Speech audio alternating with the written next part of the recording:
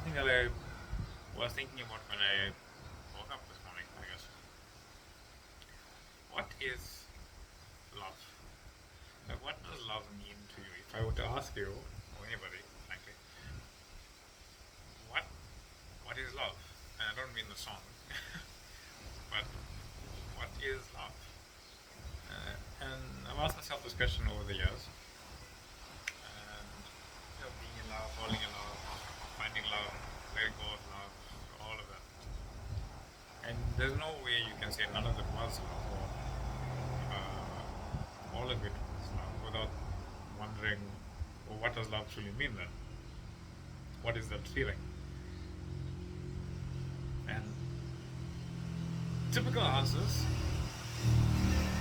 typical answers would be,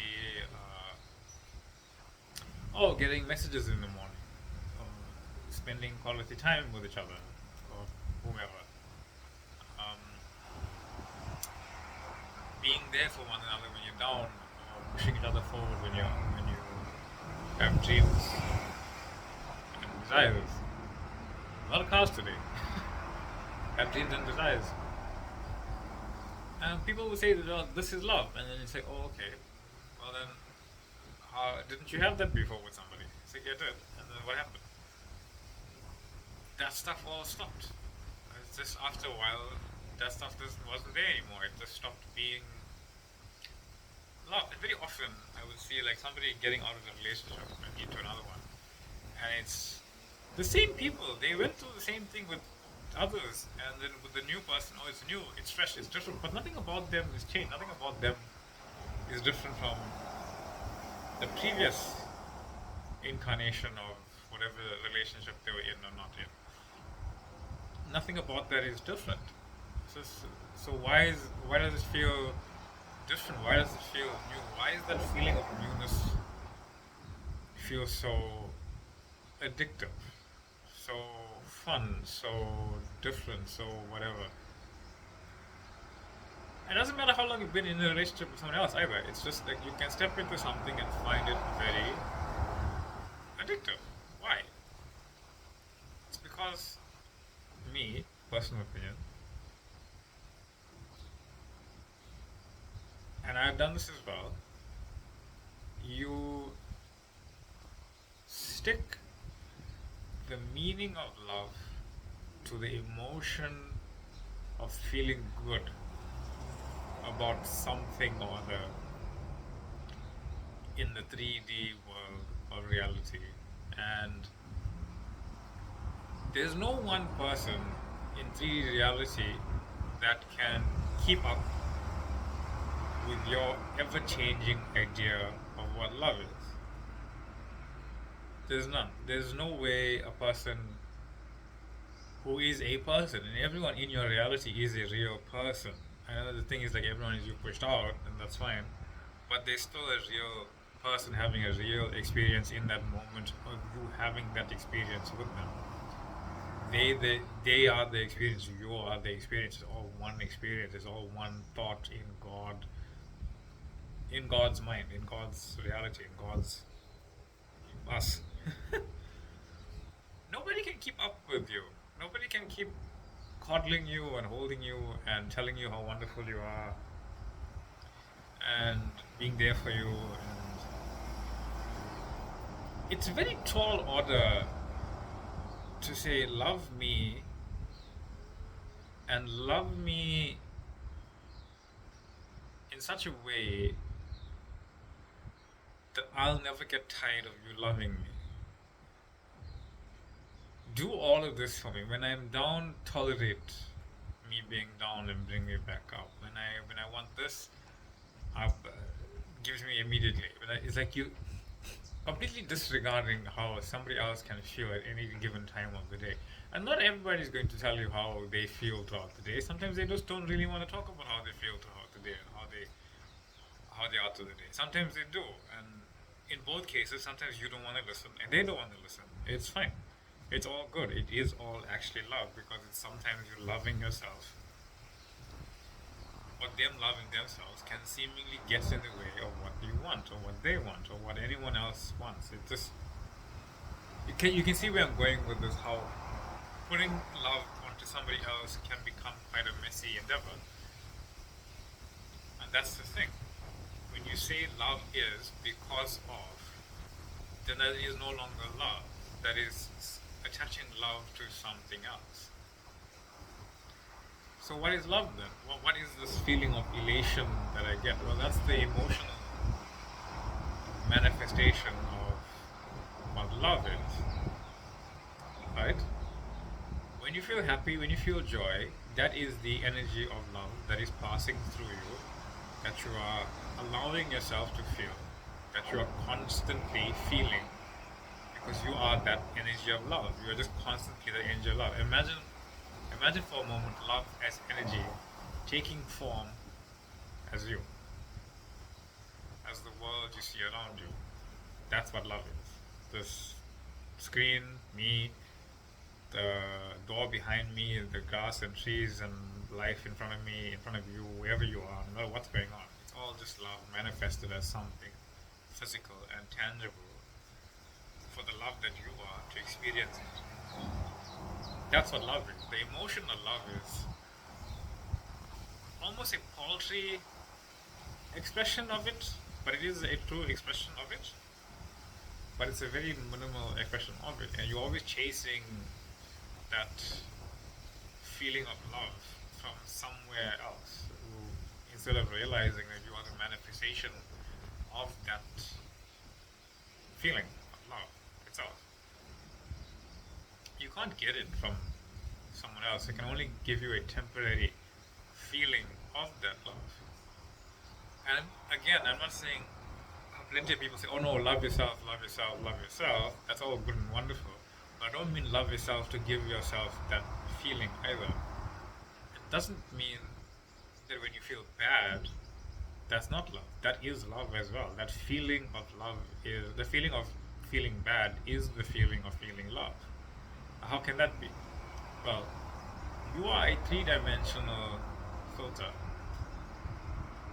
You constantly love, feeling the effect of love, feeling yourself as love, filtering it through whatever thoughts you are assuming to be true for you in the moment, in whatever moment, in this moment, here, now. You are experiencing love always. It's only ever love. And when you realize that it is only ever love, when you feel bad, you will realize and consciously become aware of, what am I thinking? What am I thinking right now for this feeling of feeling bad to come about, when I know that this feeling is just love and I must be thinking something that's not true of my true self to feel the way that I feel? If I'm doing something and my immediate thought is that, oh no, I'm not in my dream life because I got angry. I'm not in my dream life because I hooted at somebody on the road. I'm not in my dream life because I got angry at a friend and said something. You'll feel bad, you'll feel guilty, you'll feel resentful, you'll feel whatever you're feeling, and you'll feel not good about it, purely because you think, because you did something, felt something, expressed something, you are no longer that which you desire to be. That's what the problem is. Not that you saw your friend, that part's fine actually. Stuff happens. It's just part of God's reality. It just happens. You don't have to live in that. You don't have to believe that is your true self. It isn't. So you think that I am not my dream. I'm not in my dream life because you did something, and you immediately start to feel bad. And when you start to feel bad, you start trying to feel good, and you start trying to do things that make you feel good, so you can feel like you're in your dream life again. You don't need to do that. All that is saying is that your dream life is conditional. Love is conditional. Your dream life is the manifestation of love itself. It's done, it's here, it's now, it's complete. You don't have to earn it. You don't have to be good to get it. You don't have to be bad to not get it. There's nothing. There's no conditions set on you living your dream life. You're already living your dream life. If you can imagine what you consider your dream life to be, there is a version of you that is living that life right now. The fundamental understanding is that you cannot be aware of something that doesn't exist. If you are imagining something, it must exist on some level, somewhere, somehow, some place.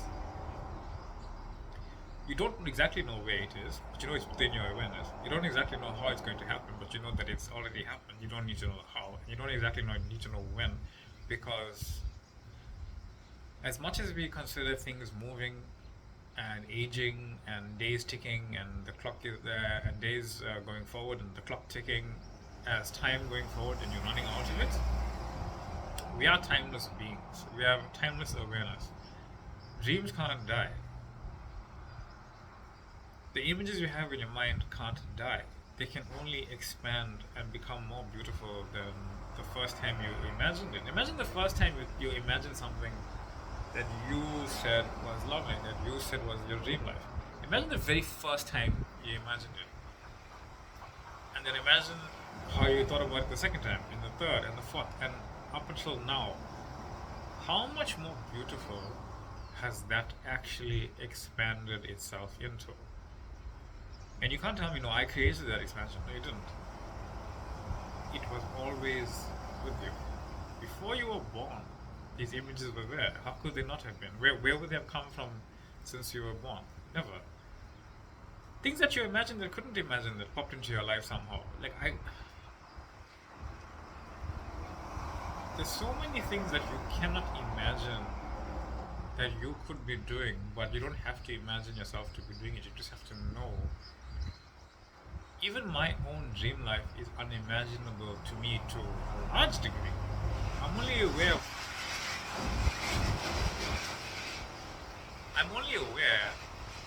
of what my three-dimensional mind is capable of processing in this now moment. Like adding things onto my life and expressing it and experiencing it in that way. But love is infinitely more powerful than that. Love is the invisible totality of God in existence. It is a self-knowing entity that is infinite and infinitely still and is observing itself through our eyes.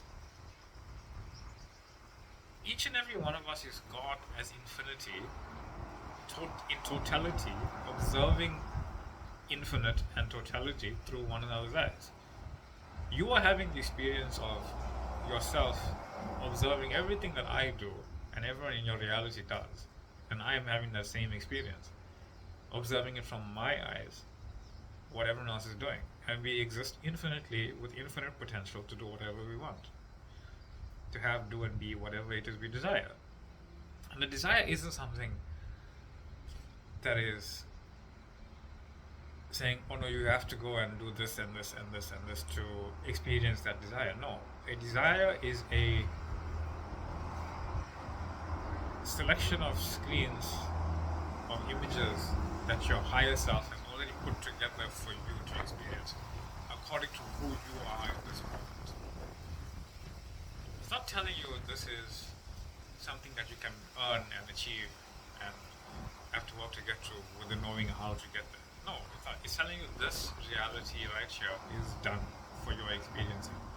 Do you want to be healed? Do you want to know this desire? Do you want to know this reality? Do you want to experience this? Or is there something else I can do for you? And yes, there's something else. And you can try this, you can test it, you can feel it, you can know that no matter what desire you have, and pick it, just pick anything. Pick any desire randomly right now. I don't care what it is. It doesn't have to make sense. It doesn't have to be true. It doesn't have to be what your heart desires is. But and don't be afraid of your own imagination. Just pick it. Pick someone random in your reality. Anybody. It doesn't really matter. And say, oh, is there potential for me to have a relationship with this person? Just allow yourself to see how it would be. And you would immediately get images and images and images and images. And you may feel anxious about it, thinking that you're not true to your own heart's desire. And therein lies some belief that you're already holding on to, is that you can lose your own heart's desire by thinking about something else. That's just not true. But just think about it. Pick any random person and think, can I have a life with this person? And you'll immediately start to have images that you never considered, never thought about, never felt before. But they were always there. And you can do this with every single person, every single idea that you want to have, every single place you want to visit. Pick anything. Pick a place that you have not visited yet, that you are familiar with somehow. And imagine yourself being there. And you are immediately there in awareness. Because it's true, because it's real. That's where everything starts. Everything you have ever seen, touched, or experienced started off in imagination and came to you in 3D. And at some point, it will go back into your imagination. It will go back into the quantum field of potential, no matter what it is. And that's what love is. Love is that manifested potential that you see all around you from that invisible God. That's what love is. That's who you are. That's why you don't need to chase it. That's why that emotion is so paltry to the knowing that I am love. And that's why I like to talk about what I am love is, because it's some days you don't feel good and you think that, oh no, I'm not in love. I'm not love. I'm not that. Sometimes you feel great and you say, oh, I'm in love. I am love. I am this. I am that. And when you start to swing from left to right, you're never in the center of knowing I am. So stay in the center, know that I am, and know that you are loved, know that you are loved. Know that no matter where you are, what you do, I am loves you. And thank you for listening, thank you for being here. I just wanted to talk about that for a moment. I'm grateful for all the people who have commented, I'm grateful for all the people who have liked my videos, I'm grateful for all the people who are still watching the other ones. Surprising, every time I go onto YouTube, I see the numbers going up. Sometimes a little, sometimes a lot, and it's amazing. You know, every little view counts. It's a different reality, it's a different moment, it's a different experience, and for that I'm grateful, and I look forward to seeing what else happens. Thank you for being here, and I love you all, and love yourselves.